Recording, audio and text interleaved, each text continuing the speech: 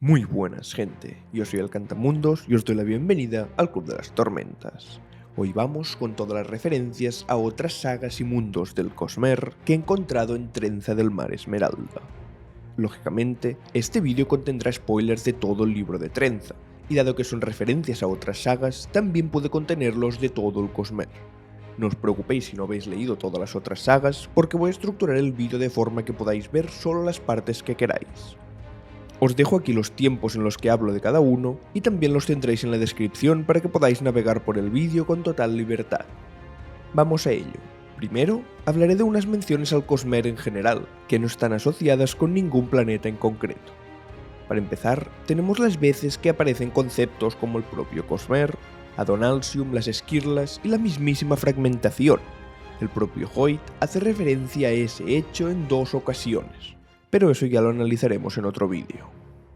En cuanto a los éteres, en el libro vemos que interactúan de forma específica con varios metales, como el hierro, el acero, el aluminio o la plata, y lo hacen de forma similar a las otras veces que lo hemos visto en otras sagas. Ahora vamos con los planetas. Como es costumbre, empezaremos con Yolen, del que son originales tanto Hoyt como los primeros 16 recipientes de Esquirla. Respecto a las referencias a Yolen, tenemos las múltiples apariciones del ya mencionado Hoyt y el dragón Chisis, pues sabemos también que estas bestias mitológicas son originarias de dicho planeta.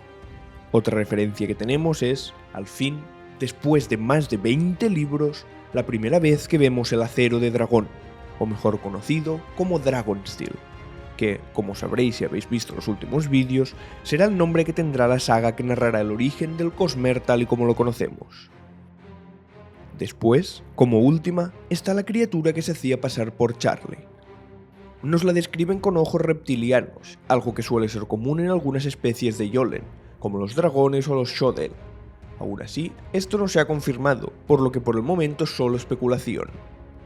Siguiente, ahora pasemos al planeta de los éteres. A lo mejor estaréis pensando, ¿pero qué dices si el planeta de los éteres es este? Pero tanto Ulam como Hoyt se han encargado de dejarnos claro que este no es el de los originales, refiriéndose seguramente a lo que conocemos como éteres primordiales. De estos aún desconocemos su planeta, pero se nos ha hecho referencia en este libro. El siguiente es Primero del Sol, donde ocurre la novela corta del Arcanum Ilimitado Sexto del Ocaso. De aquí tenemos una mención que hace Hoyt a la historia de un tal Linji, quien intentó navegar alrededor del mundo sin ningún aviar. Aparte de esa, hay dos que no son una referencia 100% confirmadas, sino más bien especulación. Por un lado, tenemos la mención de la Capitana Cuervo a las islas Dromatorio, cuyo nombre es bastante similar al sistema Dromina, donde está el planeta Primero del Sol. Es posible que no sea más que una coincidencia, o puede existir alguna relación. Y por otro lado, tenemos una cosa que dice Hoyt en el capítulo 60 a la persona a la que le está explicando la historia. Está hablando sobre Seslo, la inteligencia artificial de la nave de la hechicera, y dice así: era el espíritu que habitaba ese lugar, y cumplía la voluntad de su propietaria. Sí, como las mentes parlantes que habitan las naves que has visto aterrizar en tu planeta. Aquí, si has leído Sexto del Ocaso, es muy probable que lo primero que se te haya venido a la cabeza sean los venidos de arriba, y de ser una referencia a estos, sería muy probable también que la historia se la estuviera contando a alguien de Primero del Sol. Vamos con el siguiente planeta, Treno, donde ocurre el relato corto Sombras por silencio en los bosques del infierno. De aquí no tenemos casi nada, solo la mención que hace Hoyt al abismo lírico de Treno, algo que ni siquiera sabemos qué es, porque en el relato no aparece. El siguiente planeta es Taldane, donde ocurre Arena Blanca. De aquí todo lo que he encontrado es puramente especulativo. Probablemente, si habéis leído el cómic, os habréis dado cuenta de que hay similitudes entre la arena de Taldane y los éteres. Se ven más o menos igual, y además, para activar su poder requieren agua. Pero eso no es todo. En un momento del libro, cuando Fortine está explicando los distintos tipos de espora que hay, menciona una 13ª, las conocidas como esporas hueso. Pero Anne rápidamente le dice que es una chorrada, que solo es una leyenda, y además, la gente ni siquiera se pone de acuerdo en si estas esporas son blancas o negras. Pero, ¿y si fueran las dos?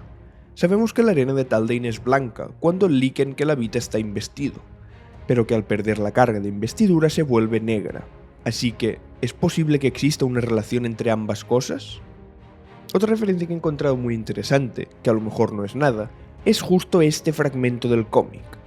Si os fijáis, en el momento en el que Kenton echa agua al suelo, sale inmediatamente una enredadera, de forma muy similar a como lo hacen las esporas del mar Esmeralda.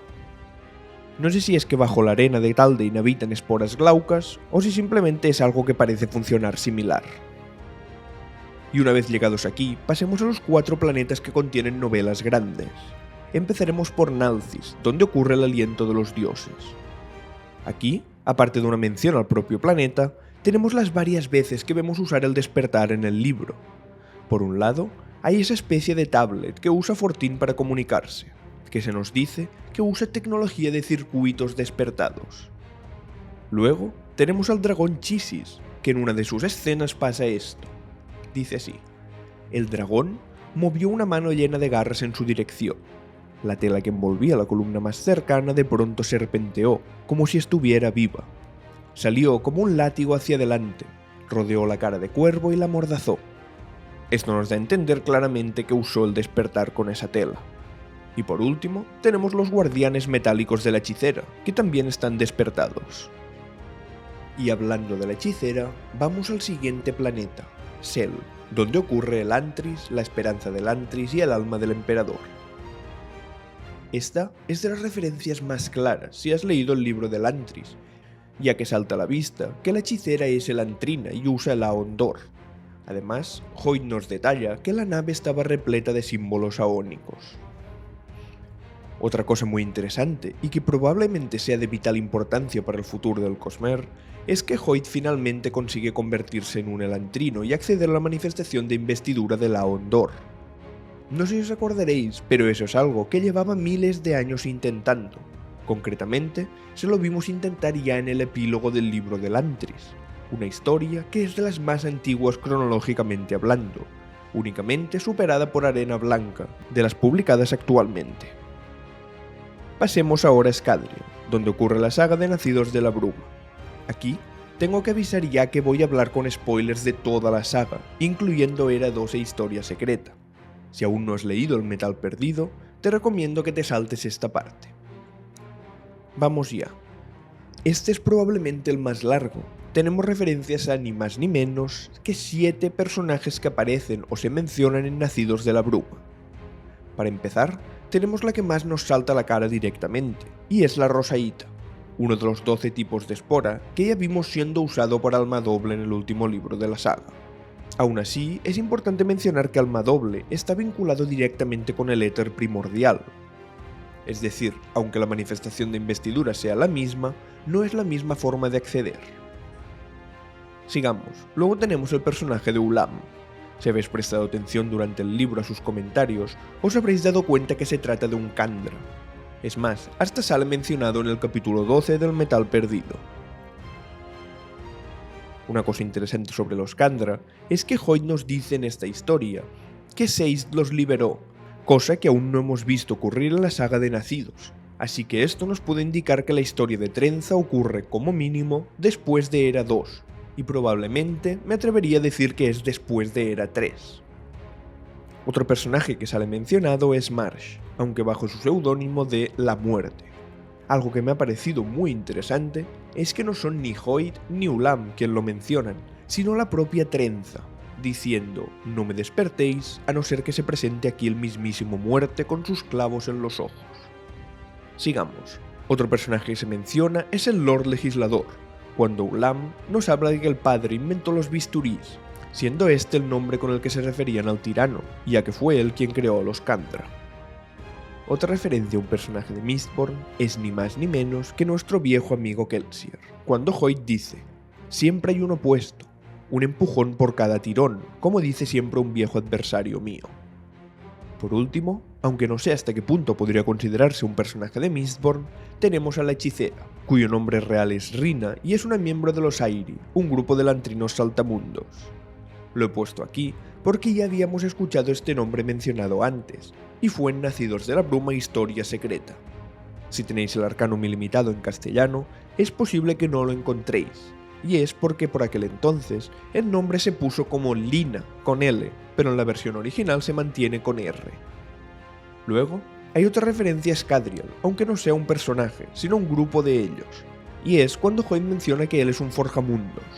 Si no os acordáis, eran un grupo de terrisanos previos al Imperio Final, que se dedicaban a preservar y esparcir el conocimiento usando la feruquimia, y que fueron destruidos por el Lord Legislador. Fueron el grupo predecesor a los Guardadores, al que pertenecía Seist. El único forjamundos que conocemos aparte del propio Hoyt es Quan, y que entre muchas otras cosas es el autor de una de las frases más legendarias del Cosmere. Escribo estas palabras en acero, pues todo lo que no esté grabado en metal es indigno de confianza. Y ya por último, tenemos las referencias a Roshar, el planeta donde ocurre el Archivo de las Tormentas y todos sus relatos cortos. Para empezar, la primera referencia que nos encontramos en todo el libro de Trenza es a la Taza de los Iriali, que como sabemos, es un pueblo de saltamundos que vimos por primera vez en Roshar. Es más, a finales del ritmo de la guerra, aún viven allí, pero el libro de Trenza ocurre muy al futuro.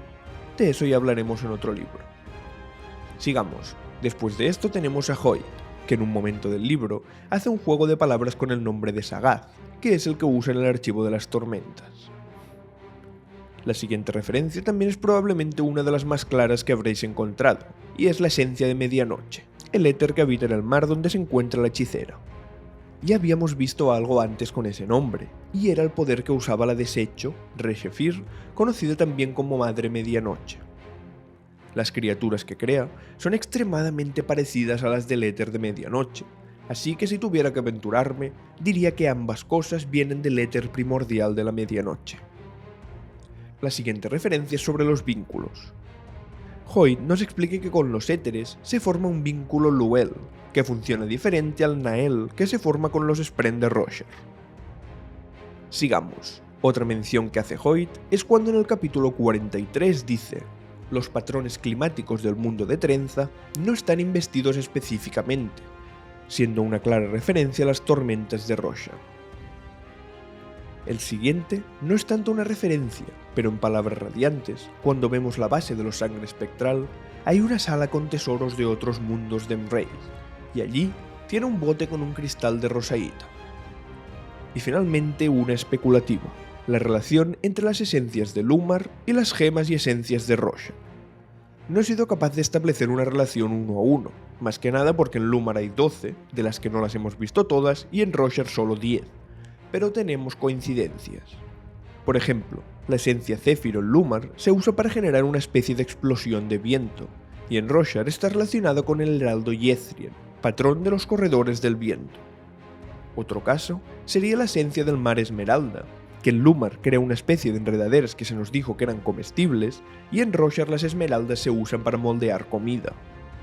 Pues esas son todas las referencias que he encontrado y que eran dignas de mención. Si encontráis alguna otra, por favor no dudéis en dejarla en los comentarios, estaré encantado de leeros. Pues, hasta aquí el vídeo. Si os ha gustado, compartidlo para que cada vez seamos una comunidad más grande. Un saludo y recordad, read and find out, leed y descubrid.